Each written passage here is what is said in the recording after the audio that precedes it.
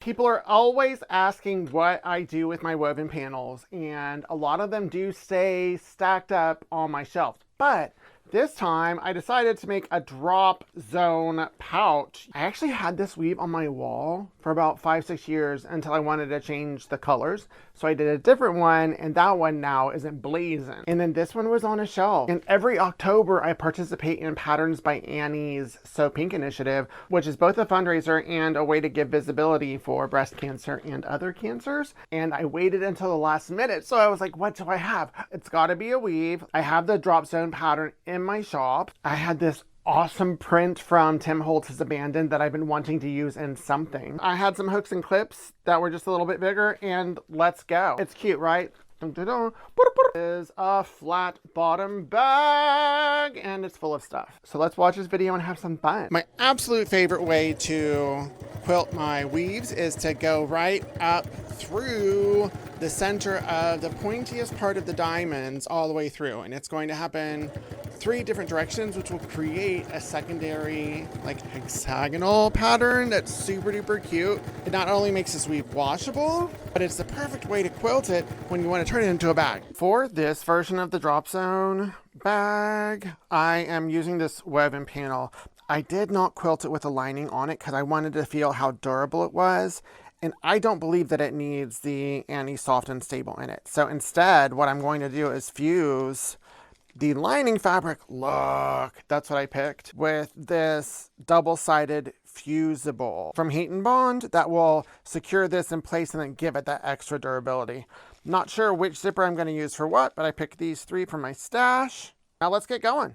I have traced on the back the size that I need so that I can cut it out. And then the rest I'm going to turn into zipper pouches. To secure the weave before I cut it, I am stitching relatively scant 1/8 inch on both sides of the lines that I drew. It's going to stay intact because I quilted it, but it's just to make sure that the flippity flops that are there don't get caught in the feed dogs. But you should be good to go.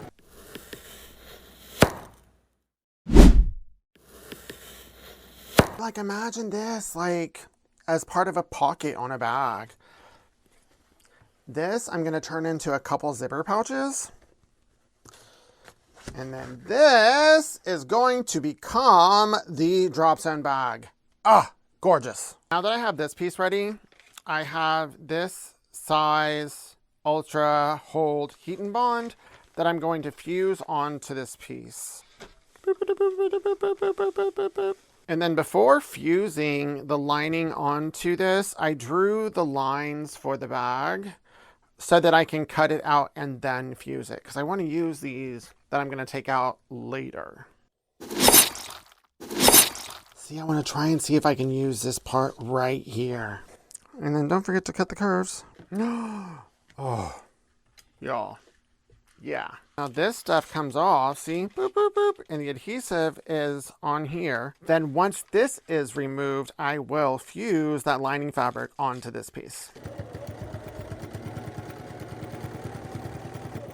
Now I am remarking these lines with my friction pen, which is an erasable pen, right here, which are like 1/8 inside. So now I'm going to stitch right here, boom, right here, boom, and then right here. Those are fold lines that will help with the durability of the bag. And I am going to backstitch at the beginning and the end of these. Gorgeous. For the grab tags, I wanted to use this. It's an 1.5 by 3 inch strip, and then this is 2.5 inches by the same length. And I'm going to put these right sides together and then turn them right side out after I sew them. But what this will do is create a 1/4 inch border on both sides of it that'll look really, really chic, I think. So I'm going to stitch a 1/4 inch on this side, back stitching in the beginning and the end. And then this, I know it looks like a lot of real estate, but just shimmy, shimmy over here. I'm going to press this and then stitch in the ditch right there before I insert my grab tag. And then I will have to trim it because it's too long, but I will go ahead and sew this together right here so that I have a grab tag. Oh my gosh, this is so clever. And then centering this on that center stitch line, I brought it out a little bit. I'm going to stitch this in place, going back and forward, and then do it to the other side.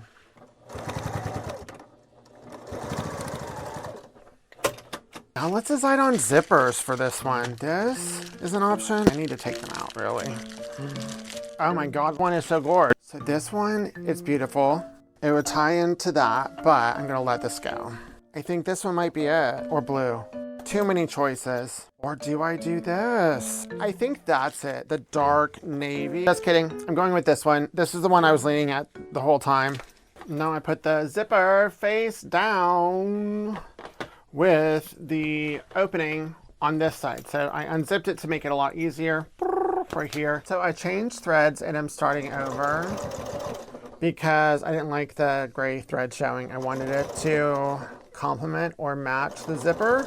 So I put the same thread in the top and bottom. Oh yeah, much better. Much better. And then this will just be different than the quilting. I found the best way to handle this is to finger press it.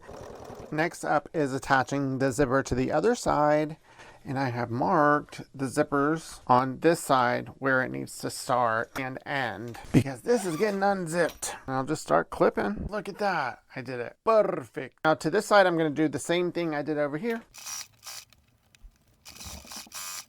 What I'm doing with my fingers right here is just making sure that the zipper stays flat because I pressed this on my ironing board and I let it cool down. So this fold is crisp.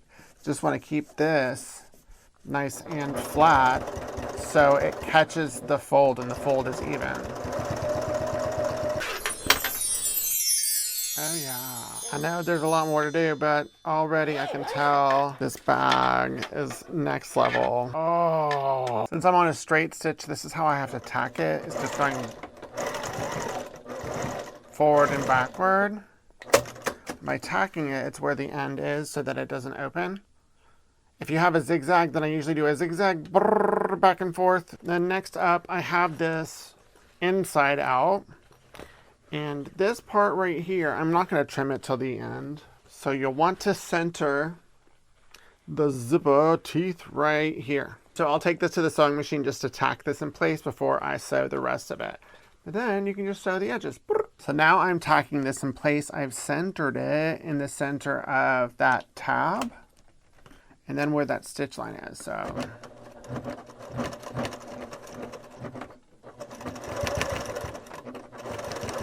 I'm just going back and forth just to make sure that it stays in place. It's much easier than dealing with clips and pins and magnets at that juncture. And it's centered, see? Boom, perfect centering. And then now I can stitch the full thing and I can trim this off. And so with this tacked in place, I will just close it. And if you followed the pattern, then it will work perfectly. And then the other side. See? Bump. And now I can sew. And this is a lot of layers, so there's no need to sew fast. As long as you use a polyester or a Patterns by Annie zipper, then you can sew over it, but even still, since it's a lot of layers, go slow. I'm using a straight stitch machine, so my needle is very strong, very pointy. If you're using a traditional domestic machine, then definitely switch to a denim needle at this juncture. Trim this off. And then I'll sew again just to make sure that the seam line is good to go. So these little cutouts that I saved are perfect. They are going to work. I just need to tweak them slightly for them to work as the side panels. And I am going to add a little bit of fabric to the bottom. Why I'm doing this is the bottom will be too bulky to fold over how I need to with the weave and the heat and bond. So this will give it a little bit of extra flippity flop room. Like so, see, ta-da! And now I will do the trims. Okay, now with this piece, which is longer than this by roughly a ½ inch down here, because I'm going to fold it over similarly, just going to stitch it here. This will be a little tacky because it does have that stuff on it. Now I'm sewing this at roughly a ¼ inch, like a scant ¼ inch. Back stitch. And now the way I'm going to do it is I'm going to flip this back over and I will heat set this onto here. So now this is adhered. See? Boom. Not going anywhere. So I'm going to trim this to where a ½ inch extends beyond the raw edge of the woven part, right? And now I'm going to double fold. Fold once, fold again, glue base it in place, and then stitch it. Roxanne's glue base is the glue, and see, now it's all set to where I can just go and edge stitch it. So now how I attach these, right? This is the inside out drop zone pouch. So this is going to go like so, where it's wrong sides together, since we're in the lining, and then we're gonna stitch along here, flip it over, then it creates binding for this, and then edge stitch that in place. So I'm gonna do the first stitch. I'm going to start in the center just in case it slips.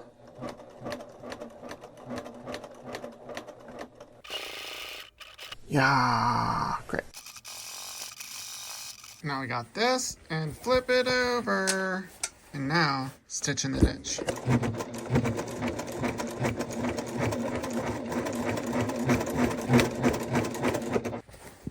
Boom, boom, boom, boom. And then this stitches to this line right here, which is hand sewing. Ta-da! Now turn it right side up.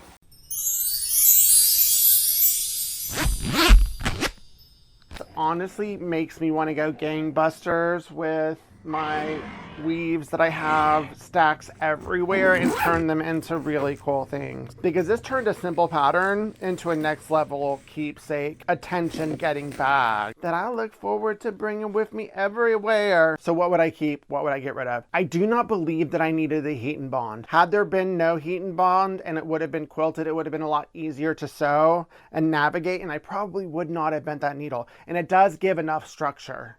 So it's an unnecessary thing.